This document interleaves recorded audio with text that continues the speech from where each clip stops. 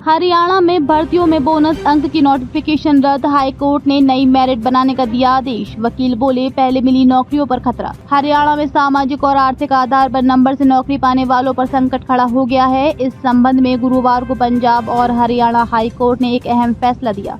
Court ने प्रदेश सरकार की बोनस अंक को लेकर 11 जून 2019 को जारी अधिसूचना रद्द कर दी। ये फैसला जस्टिस संजीव प्रकाश शर्मा और जस्टिस मीनाक्षी आई मेहता की खंडपीठ ने सुनाया। इससे करीब 10,000 नौकरियों पर खतरा मंडरा गया है। हाई कोर्ट ने हरियाणा स्टाफ सिलेक्शन कमीशन को निर्देश दिया कि 3 महीने के अंदर सामाजिक आर्थिक आधार पर दिए अंक हटाकर रिजल्ट जारी किया जाए। अगर इसके बाद कार्यरत कर्मचारी मेरिट लिस्ट में नहीं आते हैं तो नियमानुसार उनकी सेवा समाप्त हो जाएगी।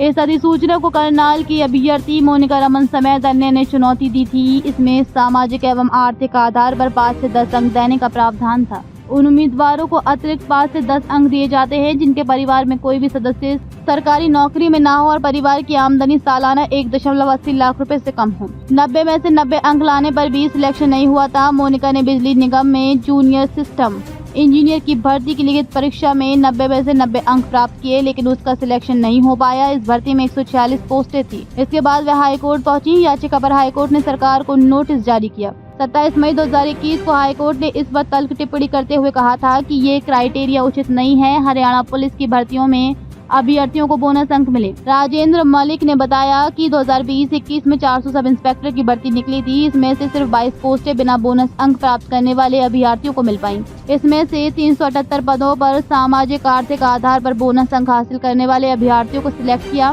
इसी प्रकार 65 महिला सब इंस्पेक्टर के पदों पर भर्ती निकाली गई, जिनमें से बोनस अंक लेने वाले 62 अभ्यर्थी चुने गए। सिर्फ 3 ऐसे अभ्यर्थी रहे जिन्हें बिना बोनस अंक के इस पद का लाभ मिला। इसके अलावा 1100 पदों पर पुलिस विभाग में सिपाही की भर्ती निकाली गई। इसमें सामाजिक आर्थिक आधार के तहत आने वाले अभ्यर्थियों का ही चयन हुआ। आर्थिक अंकों का लाभ अब तक 25 से 30 हजार युवा उठा चुके हैं। इन युवाओं की नियुक्ति ग्रुप सी व डी में हुई है। बताया जा रहा है कि यदि इन अंकों को हटा भी दिया जाए तब भी इसमें 10,000 युवा ऐसे हैं जिनकी नियुक्तियों पर कोई असर नहीं पड़ेगा। सीईटी में पिछले साल ये अतिरिक्त अंक हटा दिए। हरियाणा सरकार ने हाईकोर्ट के एक आदेश के बाद पिछले साल कॉमन एलिजिबिलिटी टेस्ट सीईटी की संशोधन नीति जारी की थी, जिसमें सामाजिक आर्थिक मानदंडों से संबंधित उम्मीदवारों को बोनस में दिए जाने वाले अंकों को हटा दिया था। इसके बाद से अभी तक ग्रुप सी और डी की कोई नई भर्ती नहीं हुई है। इसके लिए सीईटी होना है। फिलहाल अभी तक सरकार ने इसकी नई तारीख जारी नहीं की है।